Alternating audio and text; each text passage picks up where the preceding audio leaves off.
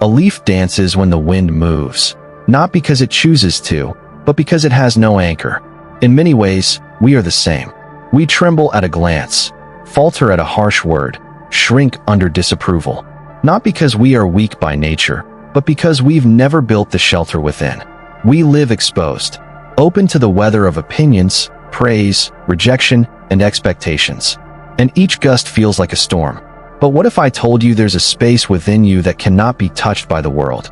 A space that doesn't react, doesn't cling, doesn't suffer when the external shifts. That is not mythology. That is training. That is awakening. Zen does not promise a life without difficulty. It offers you a way to walk through difficulty without being broken by it.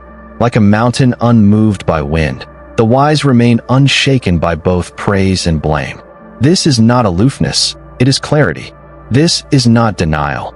It is the strength that arises when nothing needs defending. In Buddhist thought, suffering often doesn't begin with the event itself. It begins with what we tell ourselves afterward. A stone in the road may trip you once, but for many, the pain remains long after the stone is gone. The event fades, but the story survives. We replay the fall over and over, feeding it with judgment, resentment, and self-blame until the mind is wounded more than the body ever was.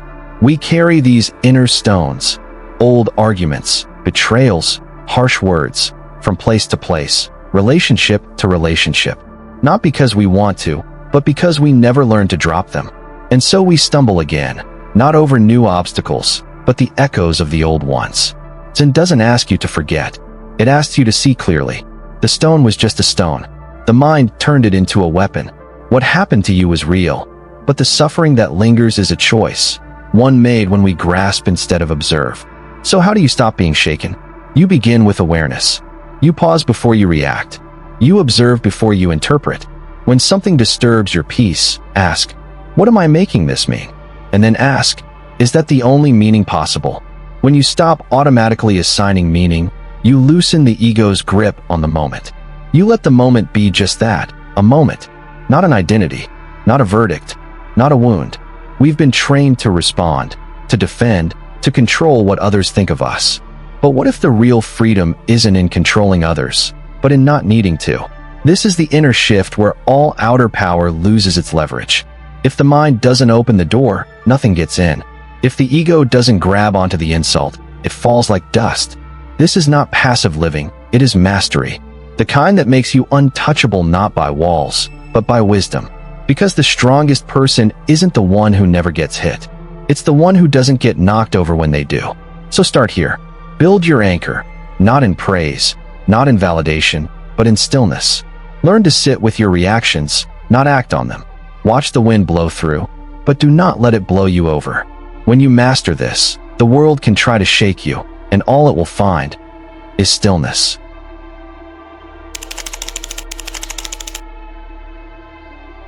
A student once asked his master, "They insult me. They lie about me. They try to tear me down. How do I remain calm?" The master looked at him and said, "Bring me a mirror that reflects nothing." The student frowned, confused. "But that's not possible," he replied. "Exactly," said the master. "A mirror always reflects. But the awakened mind does not. It sees, but it does not absorb." This simple story carries one of Zen's most profound lessons. You are not here to block what comes to you. You are here to stop letting it stay. The mind becomes disturbed not because things are said or done to us, but because we let them define us. A comment becomes a curse only when it lands and roots itself in our identity. But imagine this. What if nothing that was said about you could stick? What if you didn't need to fight off every insult, because none of them were ever truly yours to carry? In Buddhism, there's a concept called sunyata, emptiness. It's not about being hollow, but about recognizing that all things are empty of fixed identity. Every word, every judgment, every insult, these are just projections. Shadows thrown by someone else's fire. They only hurt when you try to grab them. Your ego is the one that flinches. Your ego is the one that rages, that defends, that retaliates. But who are you beneath that? You are awareness. Pure, unshaken seeing. And awareness cannot be insulted. It cannot be hurt by a lie, because it does not identify with what is said. It simply sees and lets go. Here's the paradox. The more you try to resist the insult, the more power it gains over you. The more you defend yourself, the more it seems like there's something to defend. But if you respond with silence, not out of suppression, but out of understanding, you become immune. Silence in this case is not weakness. It is a boundary made of clarity. It is a gate that only opens inward and only for truth. Everything else, it passes like wind. And yet, we often act as if we must respond, as if we owe the world an explanation every time we are misunderstood. But the truth is, not everything deserves your energy. Not every word requires a reaction. You are not obligated to catch every stone thrown your way. To reflect nothing is not to become empty. It is to become spacious, big enough that things can enter and leave without disturbing your center. It is the art of letting words arrive and depart. So the next time someone throws a verbal dart your way, do not rush to catch it. Let it fall. Let it break on the floor of your peace. And simply ask yourself, what if I don't pick this up? The mind that reflects nothing is not absent. It is awake. It is fully present, fully aware, and yet fully untouched. And that is the power of true stillness. It does not fight the world. It does not need to, because it has already chosen freedom. When you live like this, the world cannot shape you. It can only reveal where you are still holding on. So be like the mirror that reflects nothing, not because you are cold, but because you are clear. Let people speak. Let the wind blow. Let the storm pass, and remain.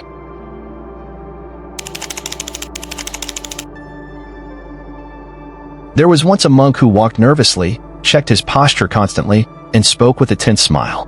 Another monk noticed and asked, "Why do you seem so unsettled?" The first monk pulled out a scroll bound with red thread and said, "This is the script I live by. I must be kind, strong, wise, respected. I must never fail, never falter, never show weakness. It's what others expect of me."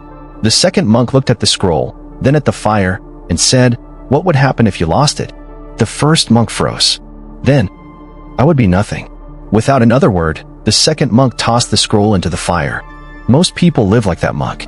We carry invisible scripts, expectations written not by us, but by culture, family, fear, and ego. Scripts that say, you must succeed. You must be liked. You must always be right. You must always be strong. These scripts become prisons.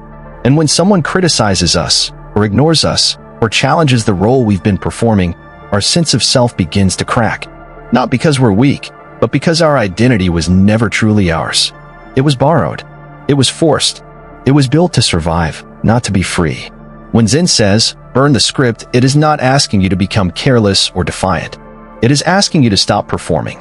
Stop clinging to the identity you think will protect you. The identity that must be admired, loved, respected. That version of you is the most fragile. Because the more you need to be seen a certain way, the more power others have over you. If someone disrespects the strong version of you, you break. If someone laughs at the wise version of you, you panic. But if you are no one, if you hold no identity tightly, then no attack lands. Nothing can be taken from you, because nothing is clutched. This is not nihilism. This is liberation.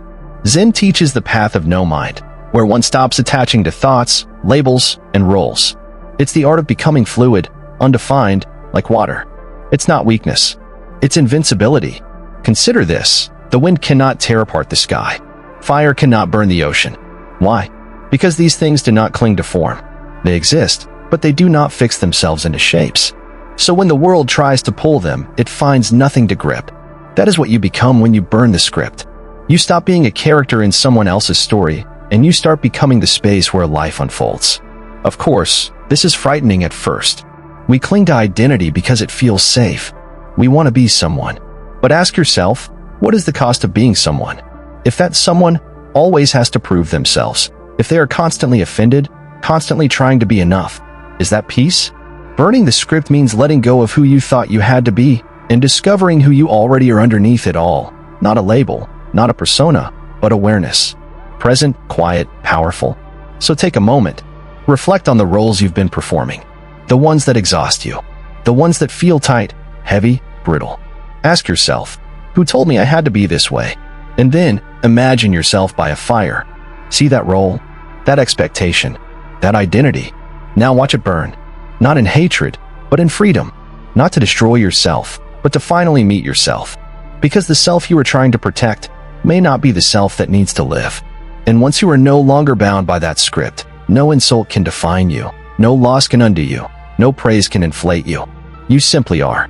And that is the beginning of real peace.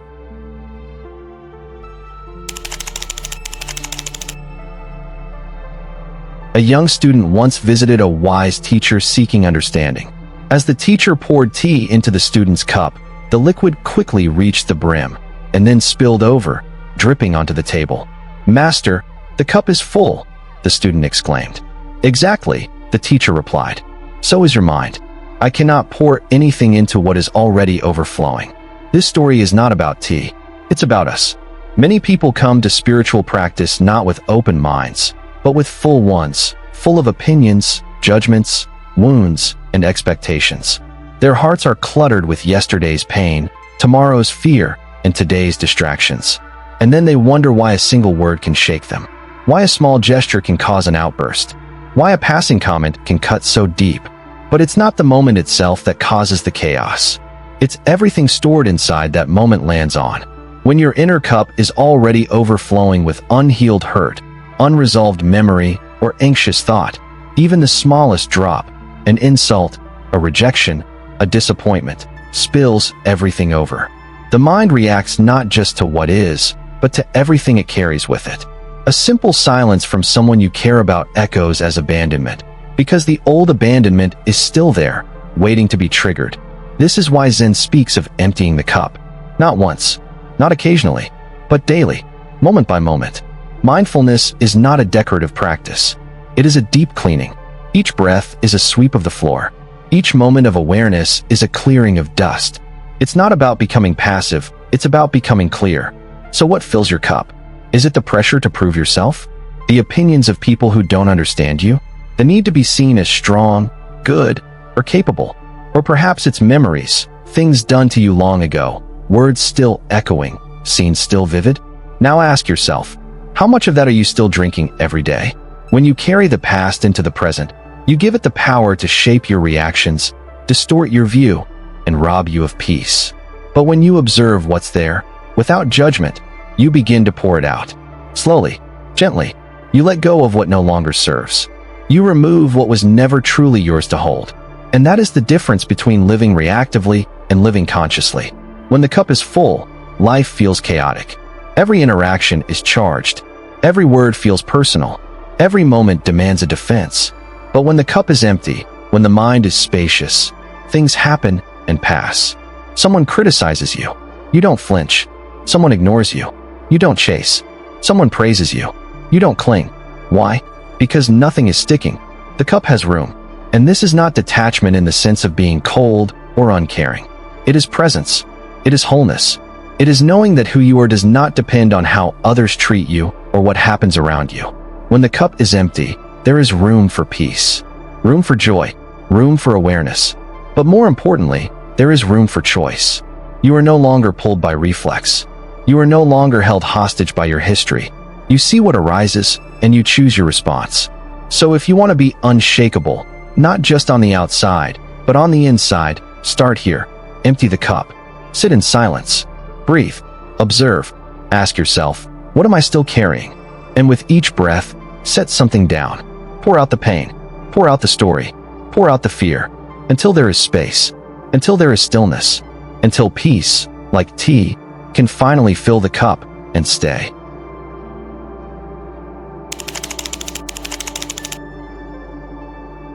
A crowd once gathered around a silent man. He was calm, unmoved, still as a mountain.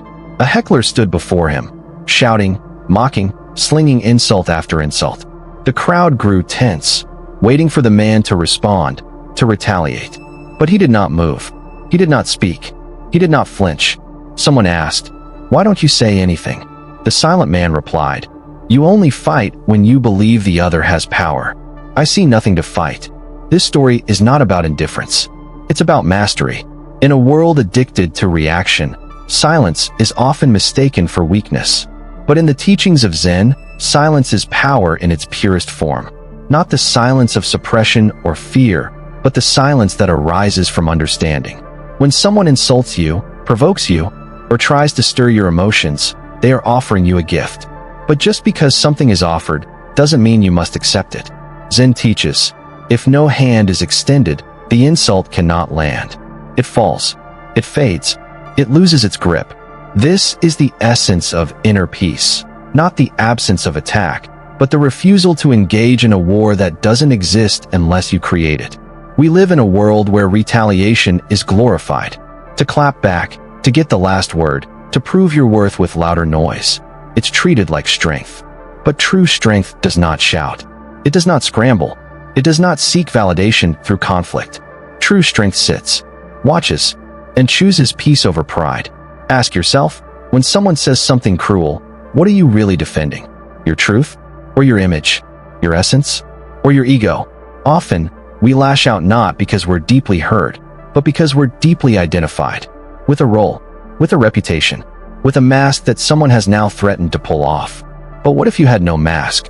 What if there was nothing to defend? That's the path of stillness. Not because nothing matters, but because not everything does. You are not required to respond to every stimulus.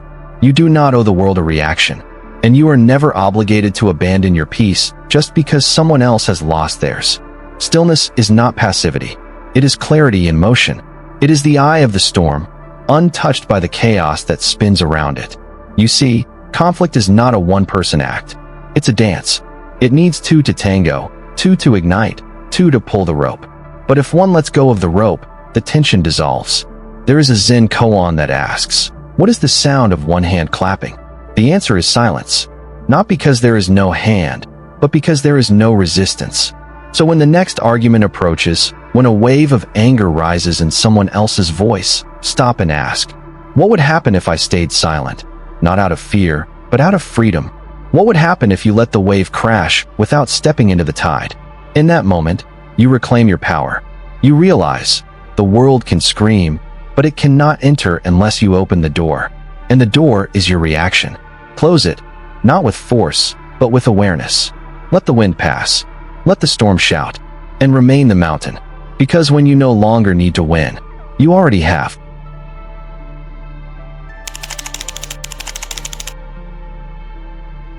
Imagine two rooms.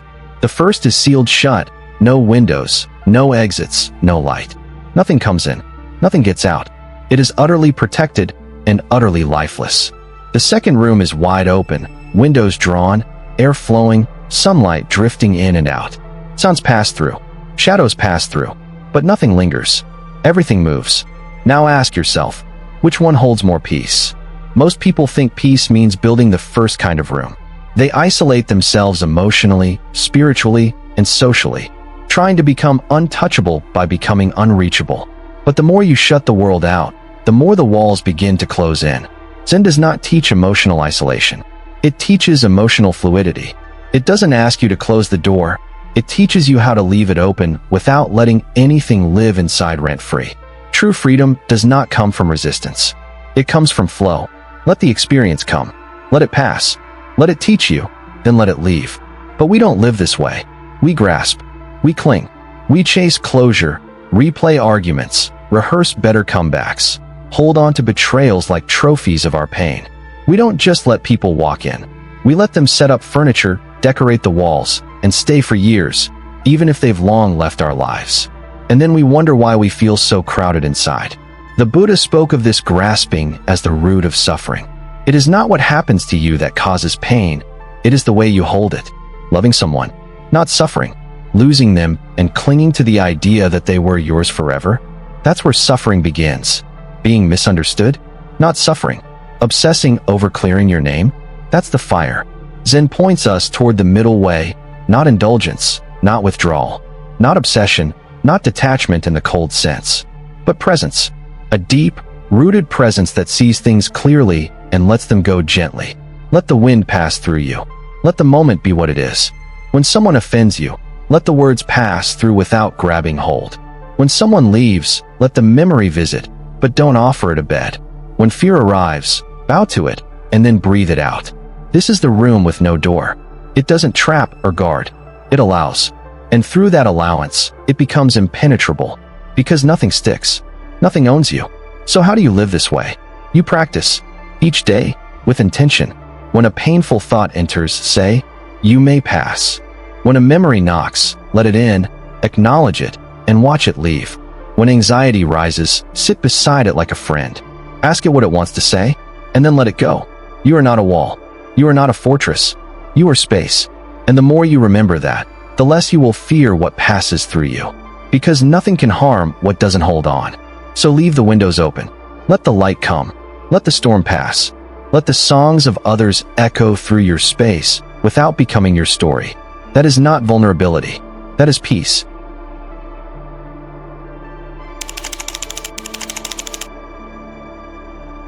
A student once approached his master and said, "People keep disturbing my peace. I try to be calm, but they keep dragging me into chaos. What should I do?" The master smiled and replied, "You've built your temple in the middle of the road." The student was puzzled. "Where should I build it then?" "Within," the master said. "Build it where no one can enter but you." We spend so much of our lives constructing fragile temples, structures made from reputation, appearance, relationships, and approval. We decorate them carefully, trying to impress, trying to protect, trying to feel safe. But these temples are exposed. They're built in places where traffic is heavy, opinions flood in, insults crash through, and the storms of life batter the walls. And we wonder why peace collapses so easily. True peace isn't about external calm. It's about internal foundation. Zen teaches that the real temple is within the mind. Not a place, but a construction built brick by brick, thought by thought. It isn't made of silence around you, but silence within you. Not absence of noise, but presence of clarity. When your self-worth depends on how others see you, you've built your temple on sand. When your peace depends on whether the world behaves, you've given your power away. Because the world will not stop for your convenience. People will not always be kind. Situations will not always be fair. But your mind, your temple, can remain unmoved. If you build it right. This begins with discernment. You do not let just anything walk through your mental door. Just as you wouldn't feed garbage to your body, don't feed poison to your mind. Guard the thoughts you allow to dwell inside. Buddhism speaks of guarding the mind like a fortress, feeding it wisely, watching the gates, letting only truth live there. That means replacing thoughts of revenge with compassion, replacing fear with wisdom, replacing insecurity with impermanence. Because nothing outside can shake you if it doesn't resonate with something inside. You're not disturbed by the world. You're disturbed by what the world awakens in you. Heal that, and peace no longer becomes a visitor. It becomes a resident. But understand this. Building the inner temple is not a weekend project. It is a lifelong practice. Some days you'll feel strong and impenetrable. Other days, a whisper can shake your walls. That's okay. The key is to keep building. Start small. When you feel judgment rising, pause. Observe it. Don't fight it. Let it pass. When someone rejects you, return to your foundation. Remind yourself, their opinion cannot enter unless I invite it. When chaos swirls around you, come back to the breath. That is your doorway inward. That is your stone, your floor, your altar. Brick by brick, breath by breath, you build. And eventually, the world can rage, and you remain calm. Not because you're numb, but because you're rooted. Not because you closed yourself off, but because you opened yourself within. So ask yourself today, where is my temple? Is it in someone else's approval? In a job title? In a relationship? And if those were to crumble, what would remain? That's your real temple. Build there.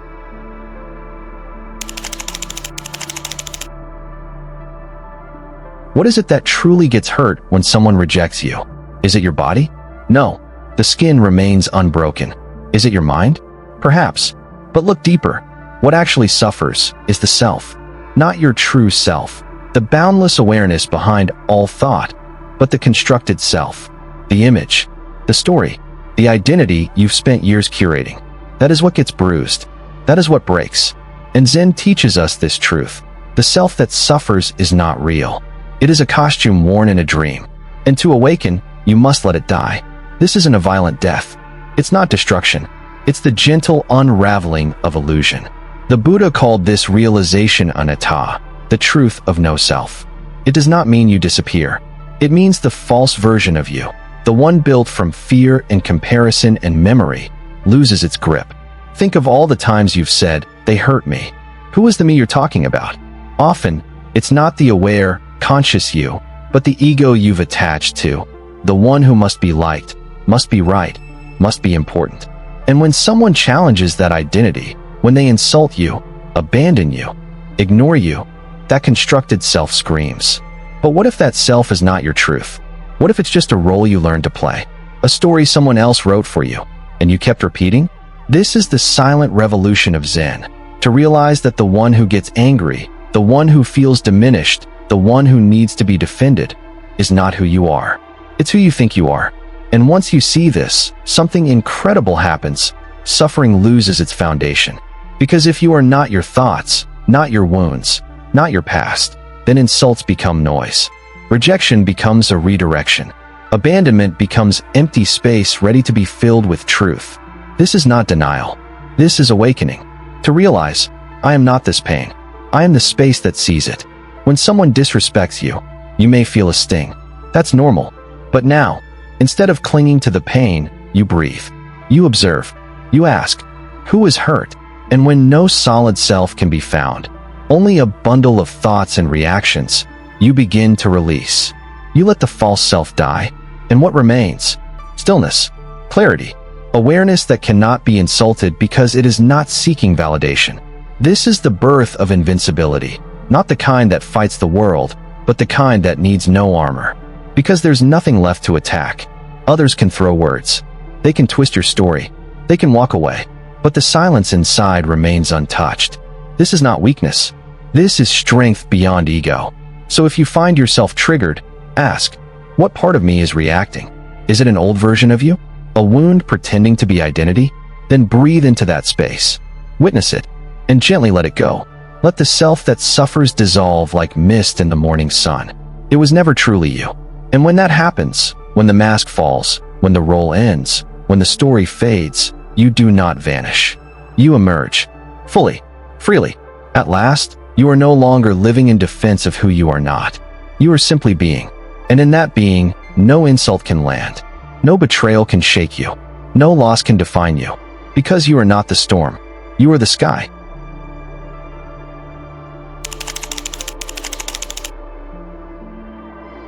Transformation is not born from theory. It is born from practice. Zen is not something you simply understand. It is something you do. Daily. Deliberately. Quietly. Until it becomes who you are. If you want to become unshakable, not temporarily, but permanently, then let these 5 daily practices guide your journey inward. 1. Morning stillness. Begin each day in silence. Before you reach for your phone, before you check messages or scroll through headlines, sit in silence. No task, no goal. Just sit, breathe, watch. This is not meditation for results. It is meditation for returning. Returning to the center, to the clarity behind the noise. Stillness at the beginning of the day sets the tone for the rest of it. It reminds you, you are not your schedule. You are not the chaos ahead. You are presence. And presence doesn't chase, it simply is. Start with 5 minutes, or even 1. Let stillness be your first act. 2. Non-reaction training. Pause before you respond. When something disturbs you, pause. Someone criticizes you? Pause. Traffic cuts you off? Pause. You receive bad news? Pause. Count to 10. Breathe in. Breathe out. Then smile, not outwardly, but inwardly. Smile at the ego's desire to react. Smile at the conditioned part of you that wants to control. And instead of responding from impulse, respond from clarity, or don't respond at all. Every time you pause, you reclaim power from the pattern. Non-reaction is not suppression, it is liberation. 3. Compassion meditation, release through kindness. Each day, close your eyes and bring to mind someone who has hurt you. It might sting, it might resist, but breathe into that discomfort. Now wish them peace, not because they deserve it, but because you do. Wish them healing, wish them freedom, because every ounce of resentment you carry becomes a chain you wear. Compassion is not weakness. It is the act of setting yourself free. When you forgive, you are not approving what was done. You are refusing to be tied to it anymore. 4. Nightly mental cleanse, review the day, release the weight. Before sleep, ask yourself, where did I lose my peace today? Was it a comment? A thought? An expectation? Name it. Then say, I release this. Imagine it leaving your mind like smoke rising from a candle flame. This isn't about judgment. It's about letting go of what the day tried to plant inside you. Sleep is not for escape. It is for restoration. But restoration cannot happen while you carry the debris of disturbance. Empty the mind before rest. Let silence tuck you in. 5. Inner dialogue mastery. Shift the way you speak to yourself. Throughout the day, pay attention to your inner voice. When something bad happens, notice if you say, "They did this to me. They made me feel." Now shift it. Say, "This is a lesson about me," not in blame, but in ownership. Everything is an opportunity to learn about your triggers, your attachments, your expectations. Speak to yourself not as a victim of others, but as a student of experience. Replace blame with insight. Replace shame with understanding. Replace "why me?" with "what is this showing me?" Practice these 5 daily. Not perfectly, but consistently, and something will shift. You will begin to notice that the world no longer has the same grip. That what used to trigger you now floats past like leaves on water. That insults echo but don't land. That peace is not something you hope for, but something you live in. This is not theory. This is training. And over time, you won't just feel different. You will become different. Not cold, not distant, just free.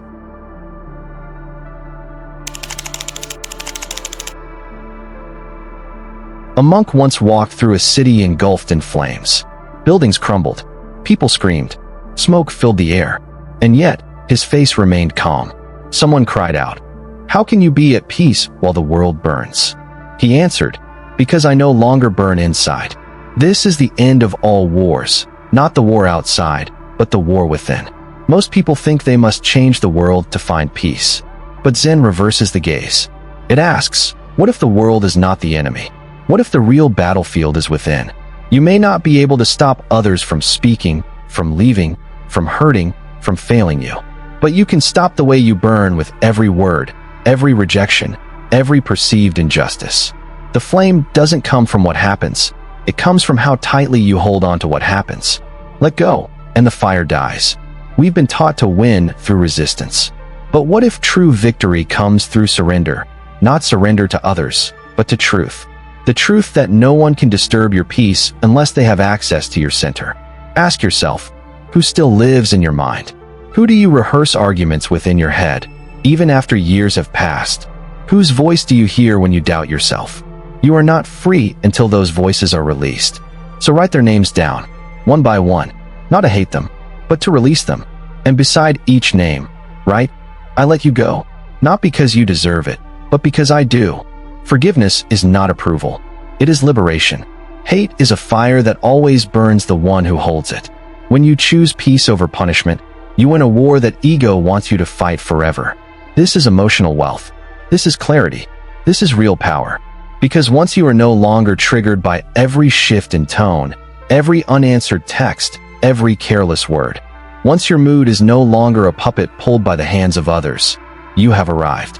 You are no longer a beggar for peace. You are its source. The Buddha said, "Peace comes from within. Do not seek it without." And so we return to the final truth. You do not need to become someone else to be free. You do not need to be perfect, unbothered, unfeeling. You simply need to stop identifying with the self that suffers. That self, the one that demands attention, clings to image, aches for control. That self is not who you are. You are the awareness behind it all. When this is no longer just a concept, but an experience, you become untouchable. Let people talk. Let them leave. Let the world tremble. You remain, not because you've hidden yourself away, but because you've found yourself beneath it all. No script, no story, no need to prove, just presence. And when presence becomes your home, when silence becomes your friend, when non-reaction becomes your strength, then nobody and nothing will affect you again. Not because the world changed, but because you did.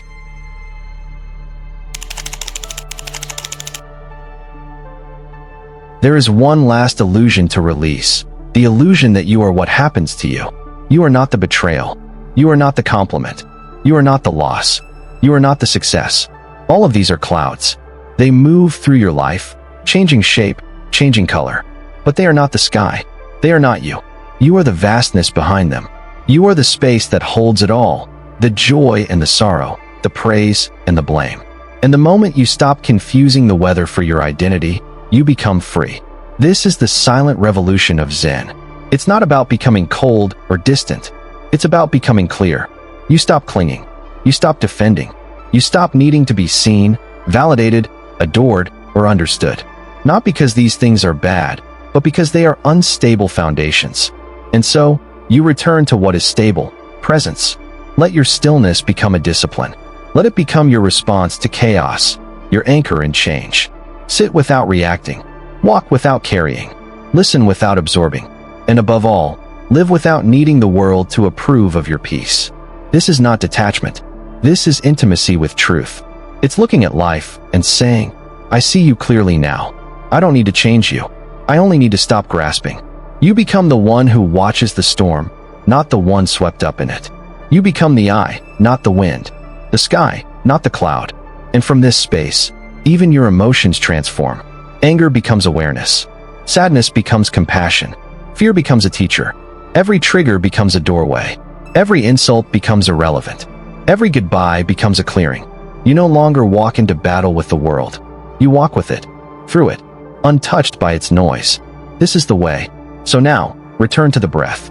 Return to the mirror that reflects nothing. Return to the inner temple where no one can enter but you. Burn the old scripts. Empty the cup. Release the self that clings. And practice. Yes, practice. Because peace is not a gift someone hands you. It is a skill you train like a warrior of stillness. You train in silence. You train in restraint. You train in compassion. And slowly, the grip loosens. The mind softens. The heart stops begging. And you become different. Not passive,